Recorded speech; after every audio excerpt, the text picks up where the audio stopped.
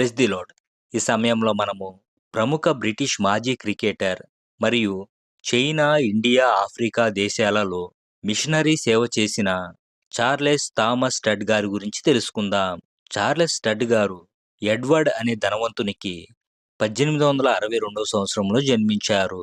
ఈయన చిన్నప్పటి నుండి ఎంతో సౌఖ్యముగా, ఆడంబరముగా పెరిగినవాడు. వేటయందు, క్రికెట్ నందు, గుర్రపు పందెముల యందు ఆసక్తి కలిగినవాడు. తన 16 ఏళ్ల వయసులోనే క్రికెట్ ఆటలో ప్రవీణుడయ్యాడు. స్టడ్ అందమైన, దృఢమైన శరీరం కలిగినవాడు. తన ఆట నేర్పరితనమును బట్టి అతిశయించినవాడు. అనేక గంటలు అద్దం ముందు గడిపేవాడు. ఈలోగా డిఎల్ మూడీ అనే దైవజనుడు నిర్వహించిన కూటముల ద్వారా స్టడ్ తండ్రి అయిన ఎడ్వర్డ్ యేసుక్రీస్తు వారిని సొంత రక్షకునిగా అంగీకరించారు.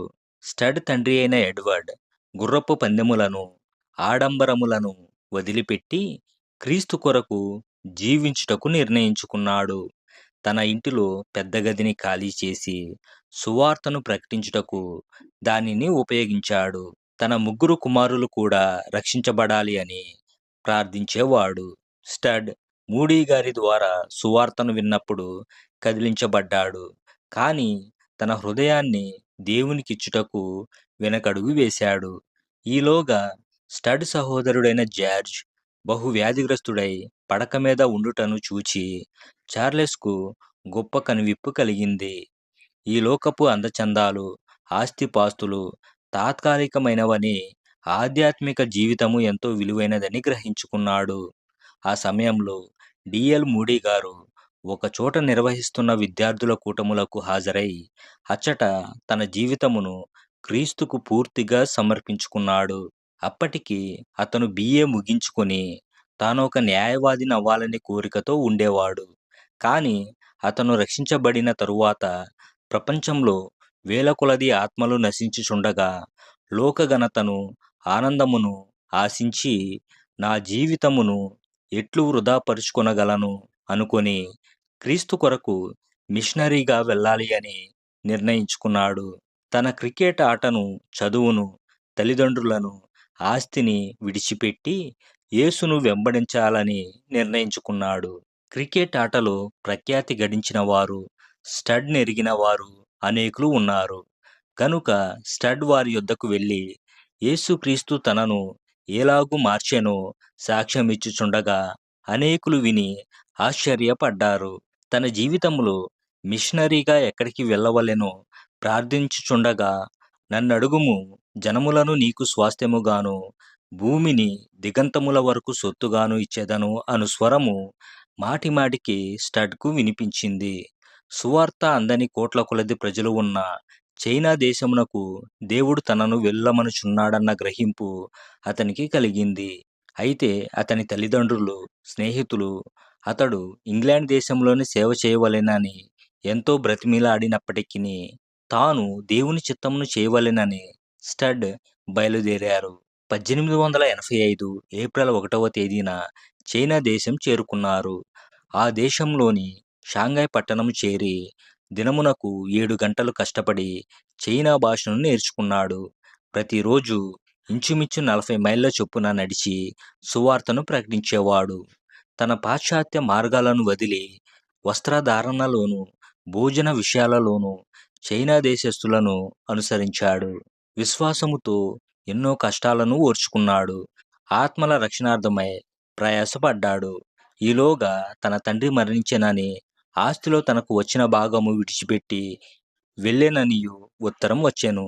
స్టడ్ ఆ ధనమును ప్రేమించక, నీకు కలిగినది అమ్మి బేదలకిమ్ము అన్న దేవుని మాటకు విధేయతగా తన ఆస్తిలో కొన్ని వేల డాలర్లను తాను రక్షించబడుటకు కారణమైన డిఎల్ మూడీ గారి సేవకు, మరికొన్ని వేల డాలర్లు అనాథ పిల్లలకు సేవ చేయుచున్న జార్జ్ ముల్లర్ గారికి, మరికొన్ని డాలర్లను పేద ప్రజల మధ్య సేవ చేసే విలియం బూత్ స్థాపించిన రక్షణ సైన్యమునకు, మరి ఇతర సేవకులకు పంచి ఇచ్చాడు.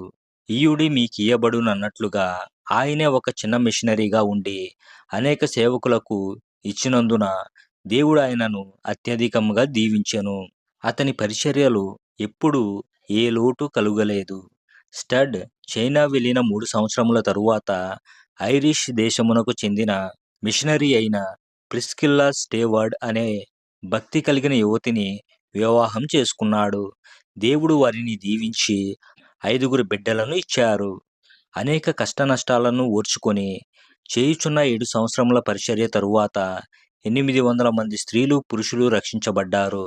ఈలోగా అతని ఆరోగ్యం బహుగా దెబ్బతిన్నందున వ్యాధిగ్రస్తుడైన స్టడ్ ఇంగ్లాండ్ దేశమునకు తిరిగి వెళ్ళవలసి వచ్చింది. అలాగూ 6 సంవత్సరములు ప్రార్థనలో గడిపాడు. అతని ఆరోగ్యము కుదుట పడిన తరువాత తిరిగి అతడు దక్షిణ భారతదేశమునకు మిషనరీగా వచ్చారు. అక్కడ కొంత పరిచర్య చేశారు.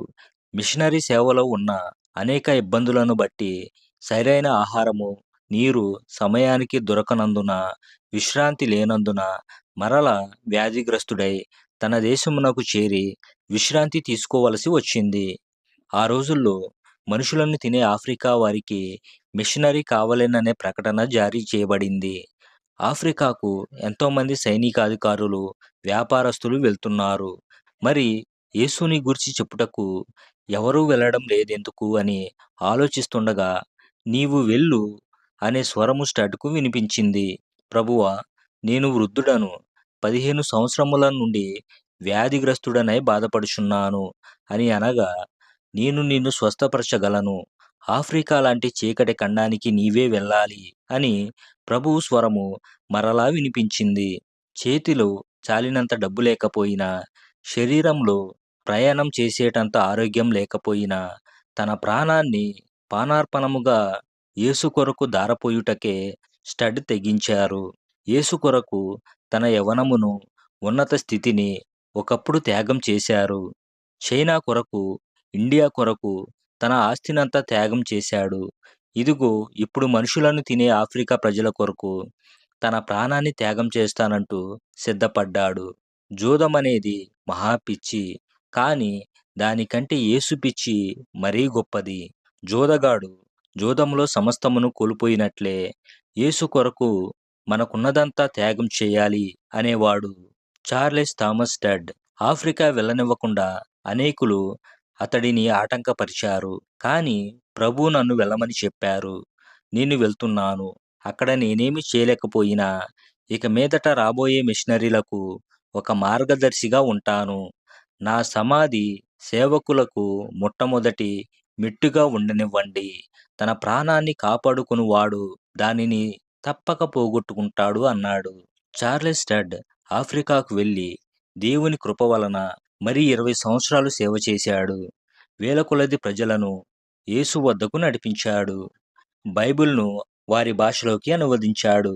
చివరికి వృద్ధాప్యంలో తన 69వ ఏట ఆఫ్రికాలో తన చిన్న గుడిసెలోనే మరణించి ప్రభు సన్నిధికి చేరాడు.